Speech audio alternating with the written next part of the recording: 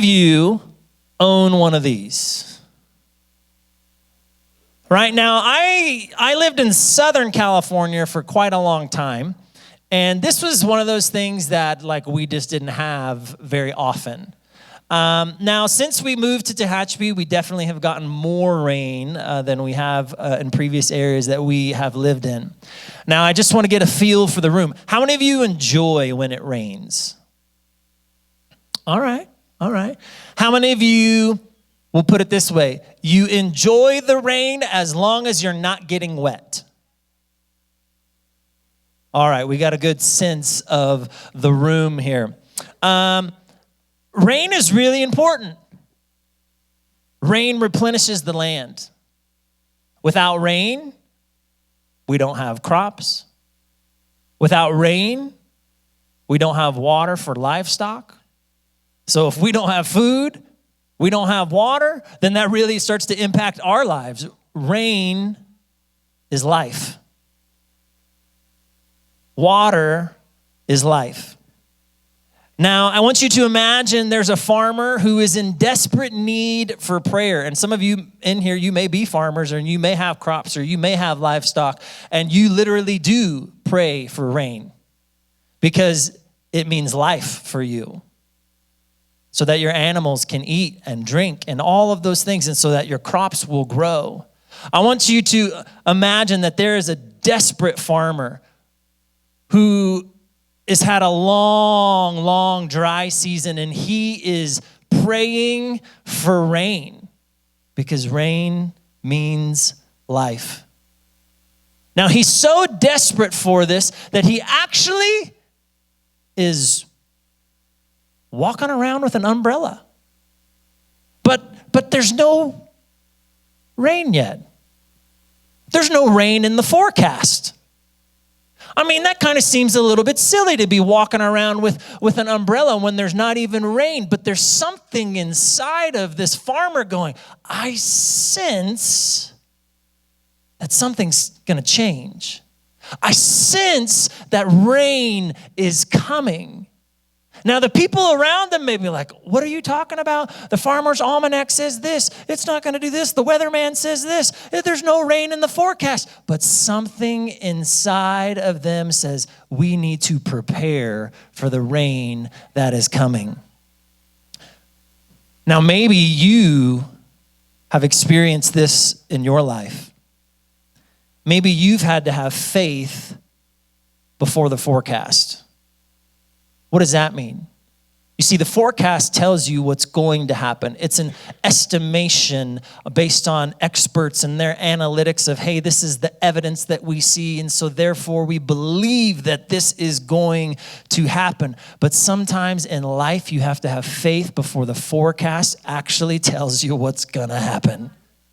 Because sometimes the forecast people get it wrong. How many of you have ever prayed for something? You sense a change is coming, but yet the forecast that is in front of you doesn't match. It's a weird place to be. For some of you, maybe you are praying for a healing. You are believing for a healing, but yet the test results when you keep going in aren't changing yet. But there's something inside of you that's telling you to have faith. There's something inside of you saying, don't give up. Keep praying, keep believing. Perhaps you're in here today and you've been praying for a restoration in some sort of relationship, and you were sensing that something big is coming, but there's still silence in the communication. Maybe you're here today and you are praying for a job. You're doing your part, but yet the doors continue to close, but yet you sense something is coming. You believe something is coming. Maybe you're here today and you are believing for provision in your life. You are believing that God is going to provide for you, but yet your bank account is still empty. When we have these moments in life, this is where we have to have faith before the forecast. We have to believe, and we have to trust, and we have to look to the Lord. Today, we're going to be in the Old Testament, and we're going to be in 1 Kings chapter 18. We're going to be talking about a man by the name of Elijah, and I have to set this story up for you. Elijah, he is a prophet of God. And Elijah, he's living in an area where the people have turned to pagan worship. And Elijah, one day, he goes and he prays before God, and he says, God, would you stop the rain? And he did, as a judgment for their pagan worship. So for 3.5 years, it had not rained. In 3.5 years, people were starting to get desperate. All of that food, all of that water, all of those things that they had stored up, all of those things, they started to wither away, and looking around, and you're going, hey, what's going to happen? We haven't had rain. If we don't have rain, how can we have crops? If we don't have rain, how can we feed our livestock? How can we water our livestock? And so desperation has hit this land. But Elijah, after 3.5 years, he prays a bold prayer. And he has faith before the forecast, because nothing in the sky, nothing in the weather report said that it should rain again. But he believed it, and he prayed for it.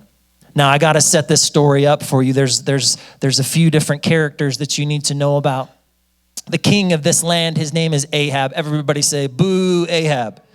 By the way, if your name is Ahab, I apologize. King Ahab, he was the king of this land, and he was married to a woman by the name of Jezebel. Even if you don't have any church background, you probably have heard that name in a negative context before.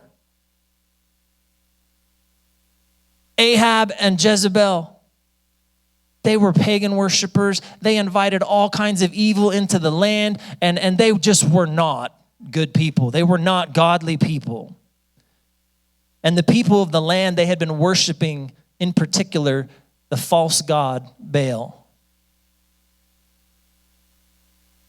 And there's a story that leads up to where we end up today. So I've got to tell you the highlights of it. Okay, there's a story where King Ahab and Jezebel, they had these prophets of Baal, these false prophets that worshiped this fake god, and they would go around and do these things, and people would worship them and all of this stuff. And one day Ahab basically calls them out and says, hey, we're going to go head to head, and we're going to prove whose God is really real. So there's 450 prophets of Baal that come, and they meet one prophet of God on the Mount Carmel, and they have a little test. Elijah, the prophet of God, he tells them, hey, why don't we prepare a sacrifice, and let's see whose God answers in fire and comes down and consumes this sacrifice. Well, the 450 prophets of Baal, they are out there, they are singing, they are dancing, they are chanting, they're doing all sorts of things. The Bible even says that they're cutting themselves, they're screaming, they're yelling for this prophet this Baal god to come down and consume the sacrifice. But nothing, silence, because it's not real. Elijah steps up and he prays to God, and fire falls from heaven and consumes the sacrifice. The people of the nation, they're watching this happen, and all of a sudden something changes, something breaks in them. They realize that they have been living in sin. They realize that they need to repent of their worship of these false gods, and so they do this, and they believe that God is the only God. And right after this scene, those 450 prophets of Baal, they're killed. And that's where we pick up today. 1 Kings chapter 18, and we're going to be starting in verse 41. Then Elijah said to Ahab, go get something to eat and drink, for I hear a mighty rainstorm coming. Wait a second, 3.5 years without rain. Nobody else is hearing rain.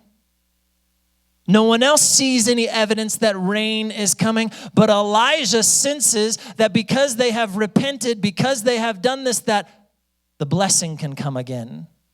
The rain can come again. The life can come again on the land. And so he tells Ahab, hey man, you better go eat, you better go get your drink, and you better get ready because I hear rain coming. My first point today is this: speak what you believe, not what you see. Speak what you believe, not what you see. This is having faith before the forecast. This is believing in God's goodness. This is trusting in him. This is looking to God and saying, God, I know you're in control, and I know you're never going to leave me. I know you're never going to forsake me. I know you see me right here, right now, and the thing that I'm walking through. It's having faith before the forecast. So will you speak what you believe, not what you see? So 3.5 years, they have not had rain.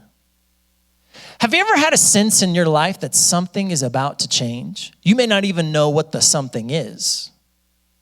Maybe you have a sense that a new job is coming, a new opportunity is coming. Maybe it's something in your spiritual man or woman where you are believing that, wait, blessing is coming, healing is coming, provision is coming. But yet the evidence around you doesn't support that. But something inside of you hears or sees or senses that something is about to change. Verse 42. So Ahab went to eat and drink, but Elijah climbed to the top of Mount Carmel and bowed low to the ground and prayed with his face between his knees. Now, it says that Elijah hears that rain is coming. You ever heard like thunder before the rain? But that's not what the scripture tells us. It doesn't say that thunder has happened. But Elijah is spiritually hearing something changing.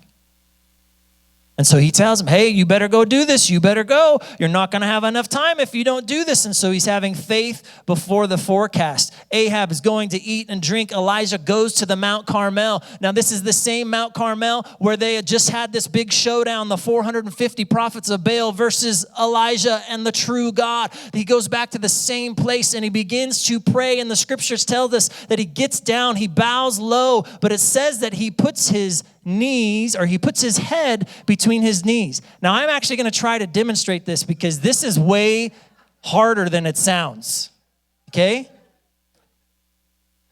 So it says that he's bowing, right? Which means he's on his knees, but his face is between his knees. I'm not even that flexible.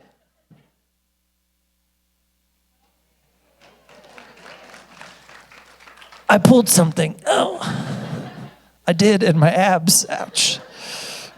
That's not to be funny. Now, here's what I want you to understand. Why did I just demonstrate that? Because it's a very unusual posture. In fact, when I was reading through that, I started thinking about I don't think it says that anywhere else in the Bible that anybody prayed like that. And so I did a search. No one else has ever been in that position to pray like that in the Bible that we know of. Now, we see people standing with their hands up. We see people on their knees. We see people prostrate, which means they're laying down before the Lord. But Elijah is praying, is like as low as he possibly can get to the ground, and his head is between his knees. So then the question is, why? Why this unusual prayer position? Now, I looked up what scholars and theologians say, and can I just tell you, none of them seem to have a really good idea because the scripture doesn't really tell us, and it's the only time that it happens this way in the Bible. Some people say maybe it was just to limit the distraction around him. Some people say that this actually represents a birthing position. So when he's praying, he's laboring in prayer because something new is going to be birthed. So he begins to pray in this position. The second point is this: we need to look beyond the physical and look spiritually. Look beyond the physical and look spiritually. In the physical, everything around Elijah was dry. was barren. The land is cracked. The animals barely have any water to survive. In fact, earlier in the chapters, it said that the King Ahab and Obadiah, they had to split the livestock of the kingdom to go separate ways because they couldn't survive together. There's no water. And because there's no water, there's no hope. The people are hurting. The people are desperate. Elijah gets down in this prayer position and he begins to pray, and he has a sense that rain is coming, but there's no rain in the forecast. But he begins to pray anyways. Now, I don't know about you, but sometimes you can smell rain before it's coming. But there's no indication of this. It doesn't say that there's clouds in the sky. It doesn't say that the sky was getting dark. It doesn't say that there was a big gust of wind that was coming, over the ocean or whatever towards them, and that it started to change things. No, it doesn't say anything like that, because the physical evidence around him did not support what his spiritual eyes were seeing and sensing and hearing. But here's what he senses in the spirit: that rain is coming, that the blessing from heaven is coming. Maybe you're here today and you're having some financial difficulties and you're struggling through some situations, but there's something inside of you that you just sense that rain is coming. Maybe you're here today and you have signs all around you that say it's negative, that it's doom and gloom, but something inside of you is sensing that God is on the move, even though I cannot see it, that God is working. We've got to learn to have faith before the forecast. Verse 43. Then he said to his servant, "Go and look out towards the sea." Now, Elijah's still in this posture. I'm not going to get down and again because I may not be able to get back up, okay? Elijah tells his servant, "I want you to go and I want you to look towards the sea and I want you to tell me what you see happening. Tell me the evidence that you see is over this sea." The servant went and looked, then returned to Elijah and said, "I didn't see anything."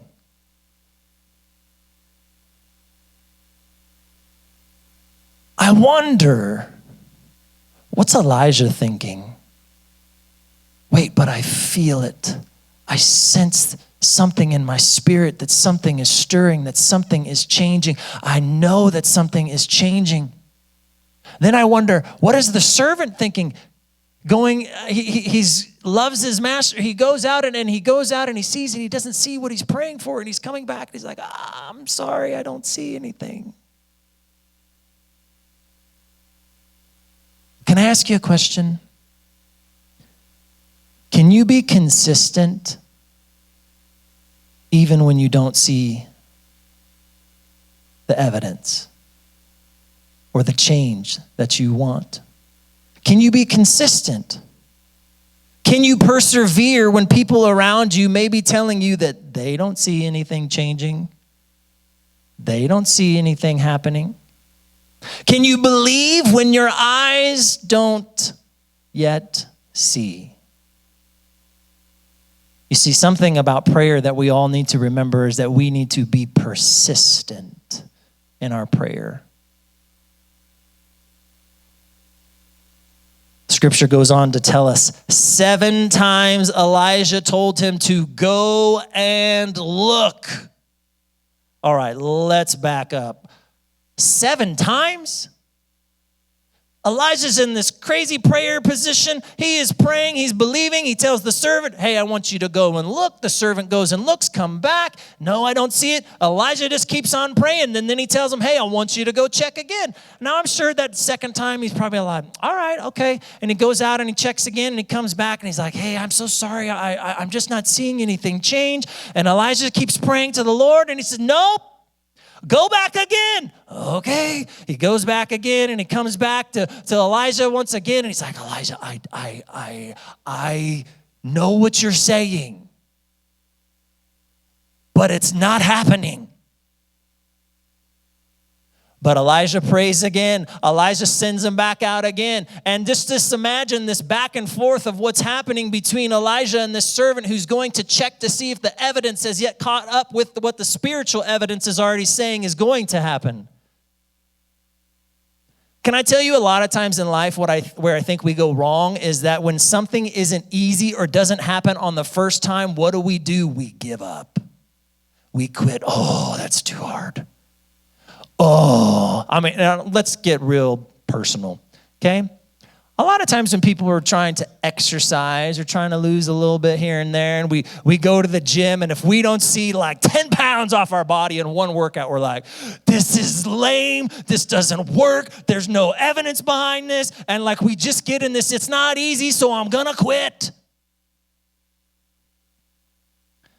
Most of us give up when something doesn't change on our first prayer to the Lord.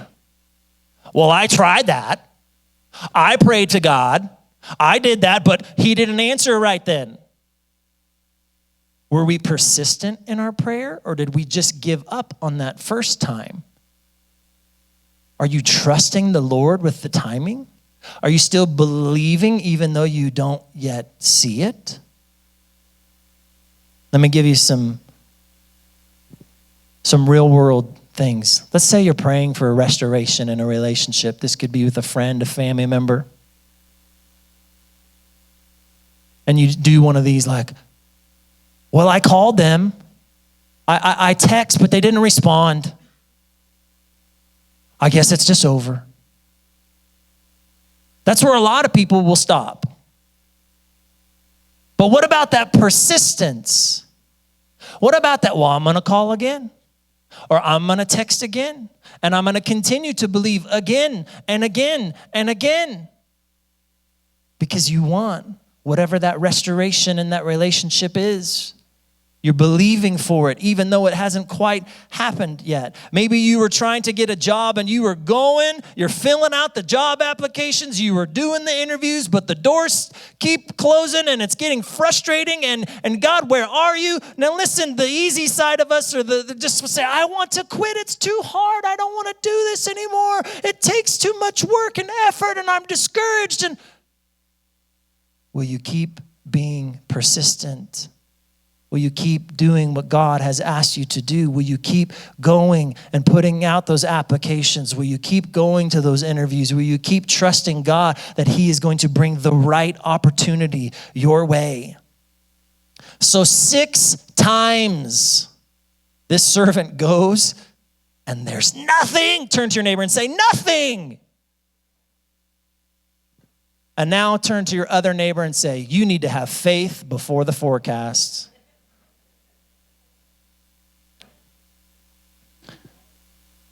Just because you don't see it doesn't mean that it's not going to happen. It doesn't mean that God isn't working, because if God has put it in your heart and you know it's of him, he's going to do it. You're just waiting on timing now. You're just waiting for those things to align. You're just waiting for I've had pastors tell me this, that sometimes God is rearranging everything in the universe to fit to get to this so that it will all connect and all work out just at the right time. So he tells them one more time, I want you to go and I want you to look over that sea and I want you to tell me what you see. And finally, on the 7th time, this is what he says.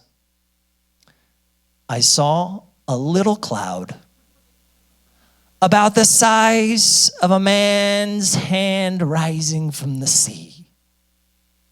I mean, let's pause for a second, okay? Because Elijah, again, he's in this crazy prayer position, like he's being serious about this, like he's getting in a position he's never been in before. He is being persistent in his prayer. He is believing yet he doesn't see yet. He's having somebody else. He's invited somebody else into this. They're going to check. And you would think that after he just had this mountaintop experience with them where he prayed one time, fire fell from heaven, consumed the sacrifice. You think Elijah maybe getting a little discouraged, like, God, what happened over here? Like, that was like instantaneous, but God, what's going on over here? Like, but on the seventh time, this little bitty cloud rising out of the sea. So I don't, I think for you and I, we would be like, what? That doesn't match the amount of prayer that I've put towards that or the amount of effort I've put towards that. I've been doing my part. I've been following through. I've been going to this. I've been doing that. But yet just this little bitty tiny something is, can I tell you this? Here's a lesson for all of us. We need to learn to celebrate the small things. Because the small things can turn into big things. Don't despise those small beginnings. Because God is on the move. Because God is working. Because God is doing something incredible. Because God is birthing something. So this tiny cloud comes up. I wonder what this would look like for you. What's the tiny cloud? Maybe you're having health struggles. Maybe the test results aren't lining up with what you believe God has for you. But maybe that tiny cloud is you, like, hey, you had a good day today. Like you feel a little bit better. You got a little bit more energy. Maybe that relationship issue, that person you've been trying to text or call, maybe they return a call. Or maybe they just send a text, hey, I got your text, thanks. But they said something. Maybe it wasn't like, hey, can we talk this through? Let's just hash it all out and let's get it all out in the open. But they said something. Don't despise those small beginnings because God is on the move. God can do incredible things. I want you to turn to your neighbor and say, have faith before the forecast. So Elijah hears from this servant, I see this tiny cloud. It's rising up out of the sea. It's the size of a man's hand. And then can I tell you what happens? Elijah starts to move in expectation. How many times in our life do we move in expectation? We feel something. We know that God is about to do something. We may not quite know the timing or when or how, but yet there's something inside of us that says, I need to move in expectation. I need to take a step of faith. I need to do what the Lord has called me to do, even though the evidence isn't quite there, and maybe there's just a little bit of evidence. And it goes on to say, Elijah shouts, hurry to Ahab and tell him, climb into your chariot and go back home. If you don't hurry, the rain will stop you. All of this from this tiny little cloud. It's not rained in 3.5 years. I'm sure they've had a cloud in 3.5 years. But he sees something small and he takes it from the Lord. He says, this is evidence from the Lord and I am going to run with it. I'm going to move in expectation. And he tells the king, you better get up out of here because it's going to start raining so bad that you are not going to make it home. You see, when we have faith before the forecast, the faith begins to make room in our life. The faith takes steps where we prepare for what God is going to do. Years and years ago, when we had moved to San Jacinto, this was when the recession had hit. This is when everybody was getting laid off and school, my wife's a teacher, schools were cutting all the teachers. Well, we had just moved. She wasn't even in their system yet, but all these teachers had been pink slipped, but we're praying and believing that God, somehow you're going to give her a job in this season. And I remember one day I was at a Walmart and I was walking around and we were praying, God, would you bring a job to her, God, because we really need it. I was a poor youth pastor, barely making it. And God, I know I see all the evidence out there that says, no, there's no jobs, but And I remember I'm walking through and I start to see like kind of all this back to school stuff out there. And I remember I text my wife, Jessica, and I said, hey, just want to let you know, like, I'm going to buy some of this stuff. And her response was, why? And I said, prepare for rain. There are moments in life where you need to prepare for rain, even though the rain is not yet there. You are moving in expectation of what God is going to do. If you're here today and you're praying for that job, and hey, this is how you would move in expectation. You polish up that resume. You start making phone calls. You start doing those interviews. You start calling back. Hey, just checking in. Have you heard anything from me yet? Hey, I just checking in. You just do what you can do. Move in expectation.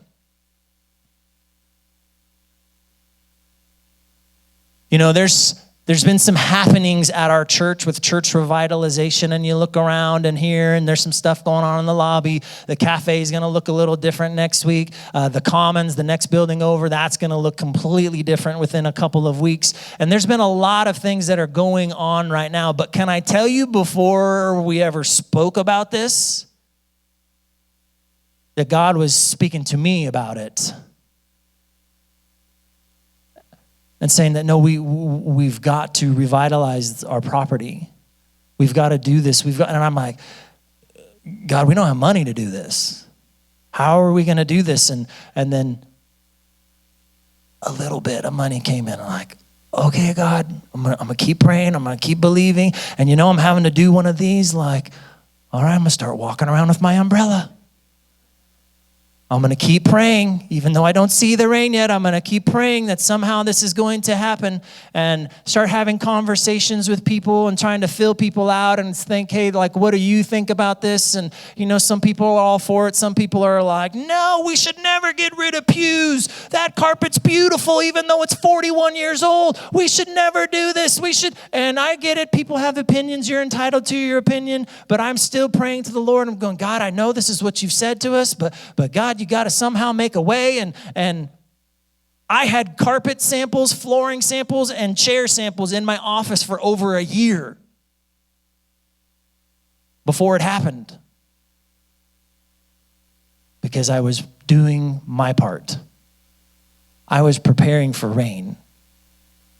Now, I know some of you are thinking, why are we doing all of these things? Why are we trying to, revitalize the property and all of this? Well, first of all, I think that we're supposed to. I think that God wants us to do that. I think it helps make our environment more inviting for those coming in. But can I tell you something else? I don't remember how many months ago it was, but God was speaking to me, and I got up here and I said something in faith, and I want to let you know I had a whole bunch of people get mad at me for saying it. I told them that someday, I didn't say when, that someday we will be moving into the gymnasium. This space right here in max capacity with as many chairs as we can legally squeeze in here seats 300. Do you know how many people we can fit in the gymnasium? I do. It's 759. Now, why? Why do we take these steps? Why do we do these things? Why did I have a fire marshal come out? Because I needed them. Hey, how many can we actually fit in here?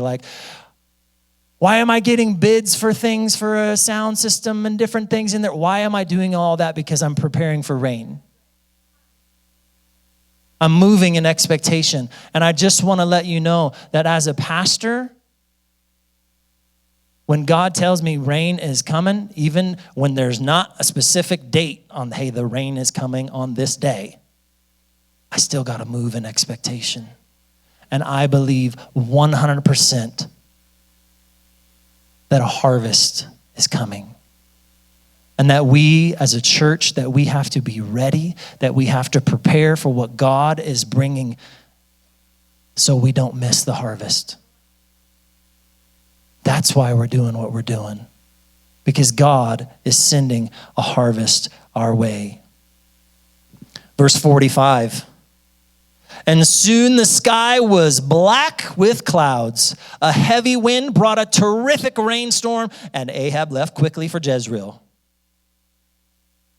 It started as nothing Persistent prayer over and over and over again. Then a tiny little cloud. And Elijah says, it's coming. You better get out of here. The rain is coming in full force. And finally it comes and Ahab gets on the road in the chariot.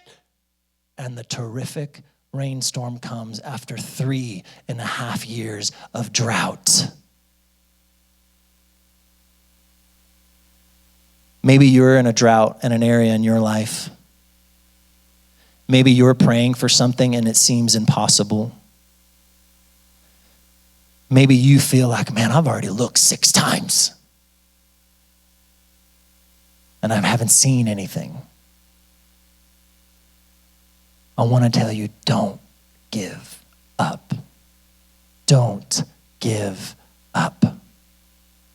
Galatians 6:9 says this, so let's not get tired of doing what is good. At just the right time, we will reap a harvest of blessing if we don't give up.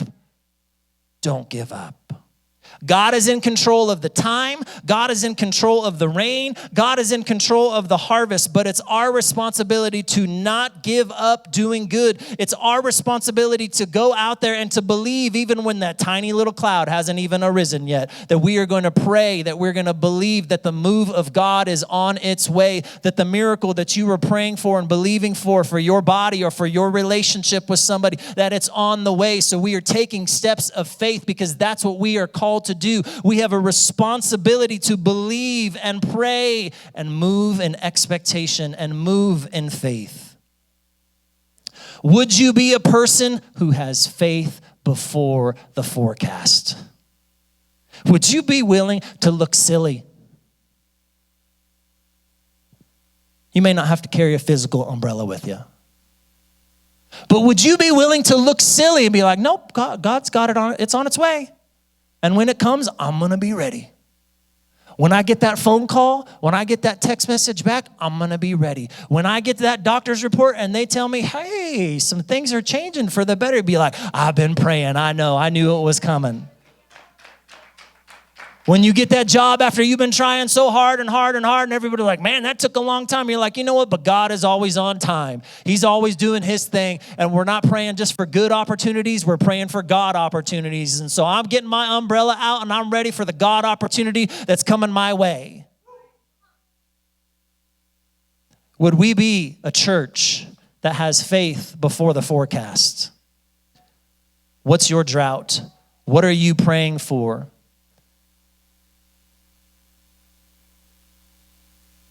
Maybe you haven't seen anything yet in your physical eyes, but something inside of you says, don't give up. Rain is on the way. Blessing is on the way. Healing is on the way. Provision is on the way. But don't give up. You're like, but I tried 6 times. Try again. Pray again. Get on your knees again before the Lord. Believe for it again. Would you be committed to persevere in prayer? Would you be committed to be consistent in prayer even when you don't see the evidence yet? Because God is on the move. The rain is coming. Would you be committed to looking again? And you're like, I've already looked again. I've looked in my inbox on my email looking for that job application 477 times already. And would you look again? I called that person. I texted that person. They didn't respond to me. Would you do it again? Would you look again? Because all it takes is one time and the breakthrough is coming.